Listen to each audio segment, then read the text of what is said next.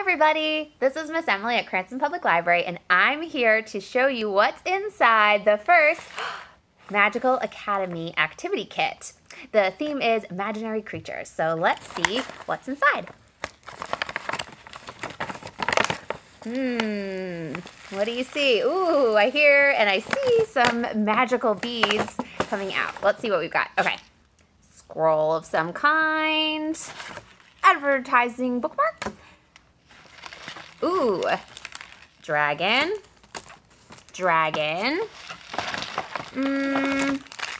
something squishy called Model Magic, another dragon, more sparkly beads things flying at me, okay, a set of watercolors,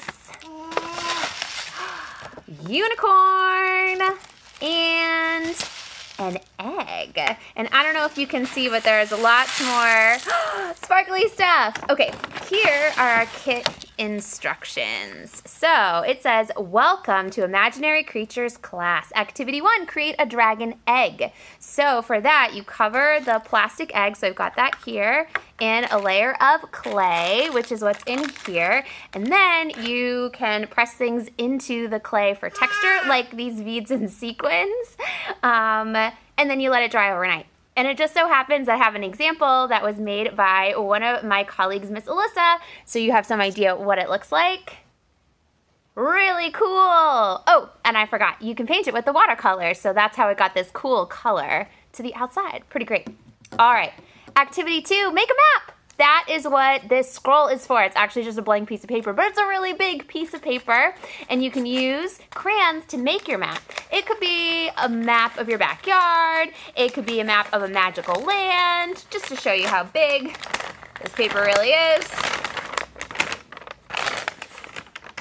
So you can make a pretty serious map with that. You want to color your map with crayons, which we assume you have at home, and then paint over it with the watercolor, and you'll see that the crayons resist the watercolor, so you can get this cool magical color wash effect. I've been working on a map. I haven't painted it yet, but it's a map from The Wizard of Oz that I did with crayons so far. So you can see, you might want to give your map a title at the bottom, some kind of key.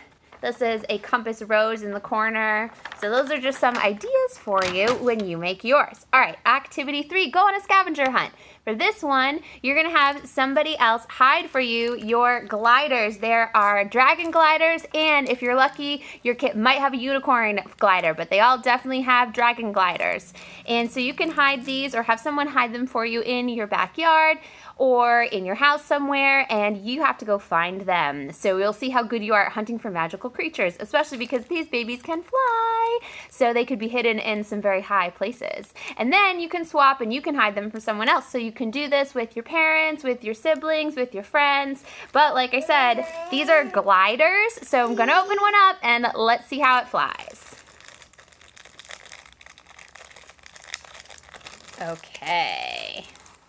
So there's 2 big pieces and this piece, and then a little clear plastic part that I'm pretty sure goes on the nose to help it fly. So let me go ahead and do that.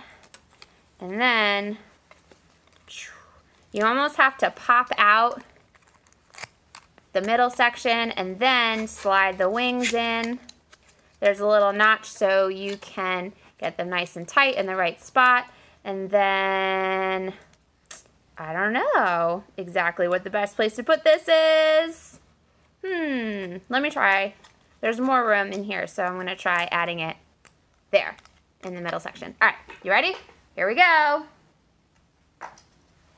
Not bad. All right, I really hope that you go online and register to pick up your kit at one of the Cranston Public Libraries, and we will see you soon.